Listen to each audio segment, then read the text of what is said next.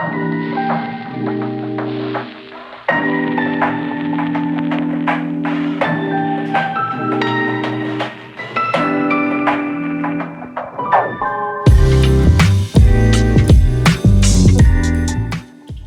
everyone, it's Dana.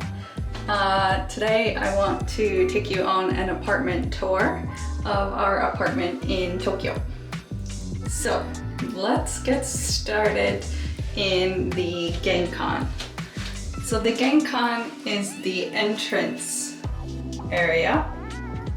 So it's where we put our shoes, because in Japanese houses you shouldn't wear your shoes in the house. So we always take off our shoes here, and we have a very big shoe closet. We use it also for storage of random odds and ends, and then we have mostly my shoes and umbrellas and that kind of thing. So that is the Genkan. And then when you come into the apartment, well, we have Tomo's boxes here, first of all, because Tomo likes to buy lots of electronics and keep the boxes, even though I tell him to throw them away. But yeah, so they're in the hallway. But on the right, we have the toilet room. So in Japan, the toilet is separate from the rest of the bathroom. So basically it's just a very small room with only a toilet. Our toilet, of course, has a washlet, so like a built-in bidet. And also this is common in Japanese toilets. So when you flush, the water first comes out of this faucet so you can use it to wash your hands, and then that's what fills the toilet, so you can save water. That's the toilet room.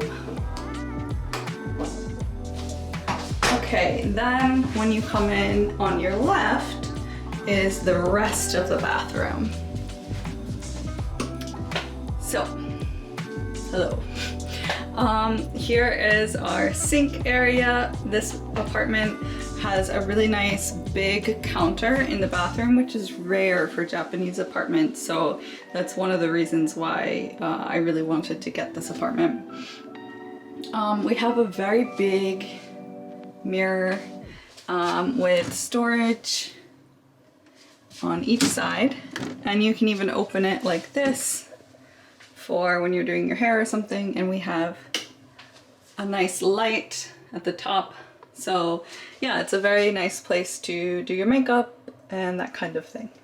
Then we have our washing machine, which is quite large for Japanese standards.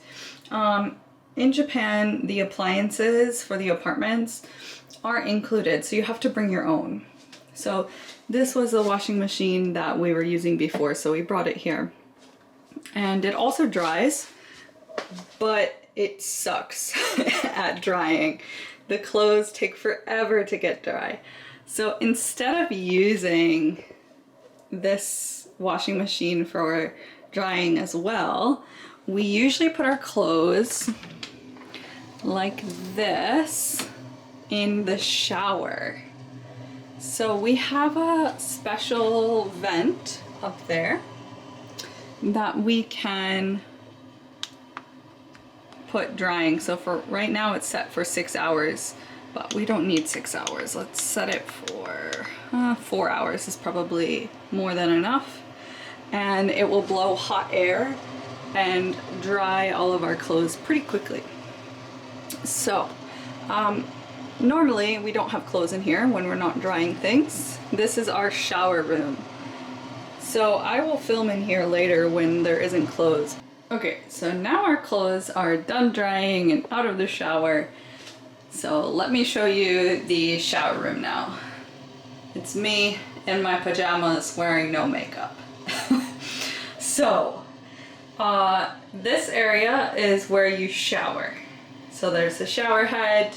There's 2 levels. You can put it there or you can put it up high. Because Japanese people usually sit down when they shower, unlike Americans. So there's a chair and a lower shower setting if you want it. But usually I stand up and use the shower head there. And there is a mirror for some reason, even though it's like always looks dirty, no matter how many times you wash it, it's just impossible. So I don't really get why, but whatever. And then we have our beautiful, deep, big bathtub. So this is like the best thing about Japanese apartments, in my opinion. They always have a decent bathtub. And the coolest thing is this guy here. So you can use it to automatically fill the bathtub.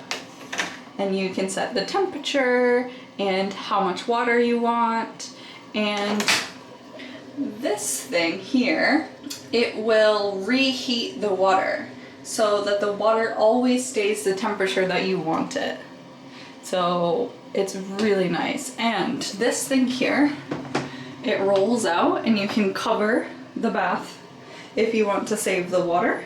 Or also sometimes I halfway cover the bathtub and then I can play my Switch or watch something on a tablet with it on top of this so that there's no risk of it falling in the water.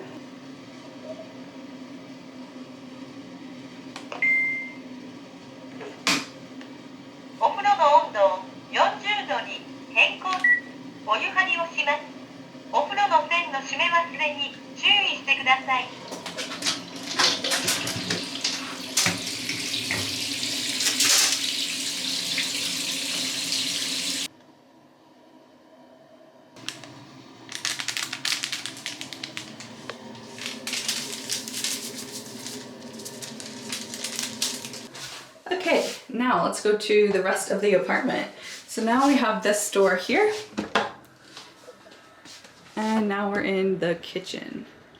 Sometimes this camera shuts off when it's filming in 4K. It likes to shut off like every 5 minutes, and sometimes I don't realize it, which is what happened. So here is my kitchen, take 2. First of all, we have a giant sink. I don't know why it's so big. Like, this apartment is only 1 bedroom. I don't know who would have that many dishes or need to have a sink that's the size of a small bathtub, but that's what they put in here. So whatever. I mean, it's nice to have, but the problem is the sink is so big and the counter space is so small. So like, this is barely enough room to prep food, you know?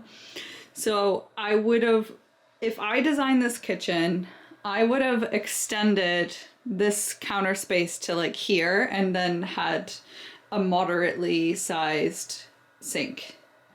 But we have this tiny counter space, so whatever. Next we have a 3-burner stove, which is pretty nice in Japan. Most of the time it's like 2-burner only, so 3-burner is really nice to have. We don't have an oven, which is also standard in Japan, but we do have a fish grill. So, yeah, I need to clean it, but whatever. Yeah, you can put fish in here to grill, which is pretty traditional part of Japanese food. But we use it occasionally, sometimes for fish and sometimes for other things. So you can really use it for grilling anything. On the other side of the kitchen, we have some storage. Basically, like this part of the kitchen, I wish it had built-in cabinets with a countertop for extra prep room. I think that's what they would have in an American apartment, but in Japan, I don't know why they're so opposed to counter space. But yeah, we have to make our own counter space basically. So we have some IKEA furniture for our appliances, Nespresso, toaster, microwave, rice cooker, and also for storage plates and some alcohol down there. And then thankfully this apartment does have some extra storage above. So we just have, you know, our pasta and sauces and things like that up there. So this refrigerator is really cool because it opens like that, but it also opens like this, which is really nice because Japanese kitchens are usually really cramped. So, you know, when we move to our next apartment, we can bring it with us and it will always fit no matter which direction you need to be able to open the fridge. So that's very cool.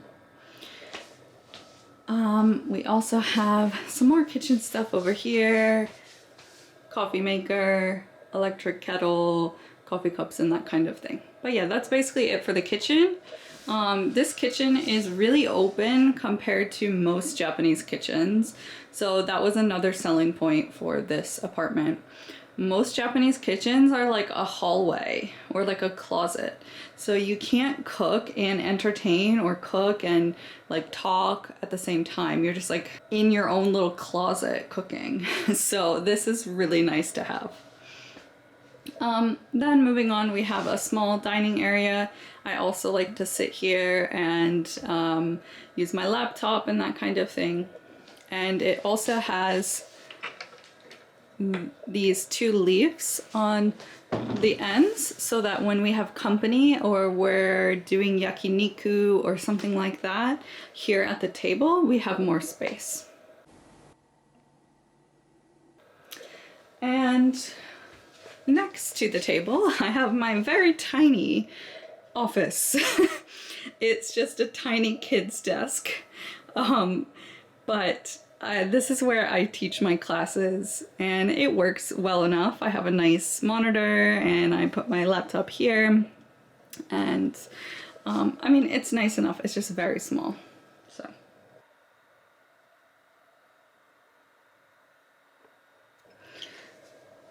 And then, of course, we have TV and couch.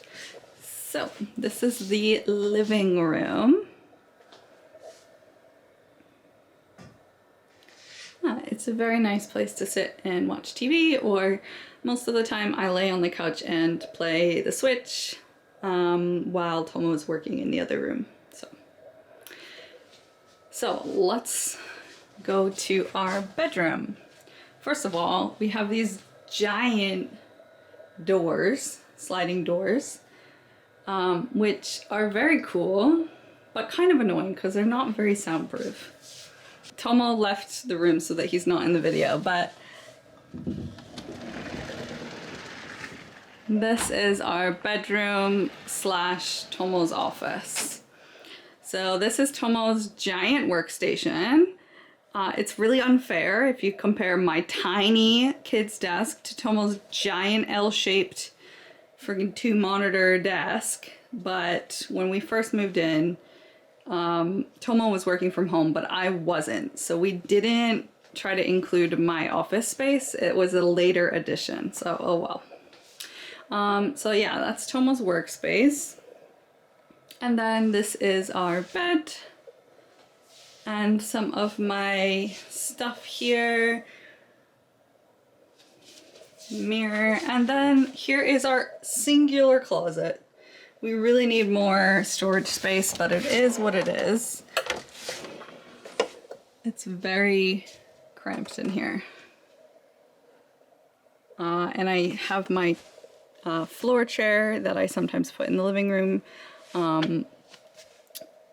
But yeah, it's very cramped in here.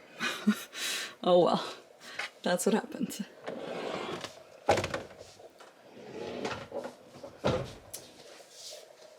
So, we also have one long balcony, but I'm not going to show you because I don't want to show what's outside, just in case.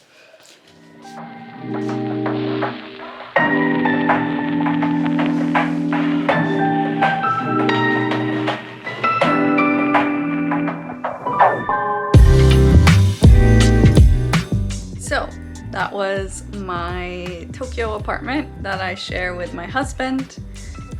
So this apartment is about $1,800 a month, I think, which to me is a pretty good price for this area, like we live inside the Yamanote line, so it's very convenient. It's almost central Tokyo. And this building is also brand new. When we moved in, we were the first people to live in this apartment. So I think for the price, that's pretty good compared to like Boston or New York prices. So yeah, it's not bad. It's also a very quiet area and we really enjoy living here. So thank you all for watching. If you have any questions about apartments in Japan or our apartment in particular, please let me know in the comments. And if you're interested in more videos like this, please subscribe. Thank you. Bye. See you guys in the next video.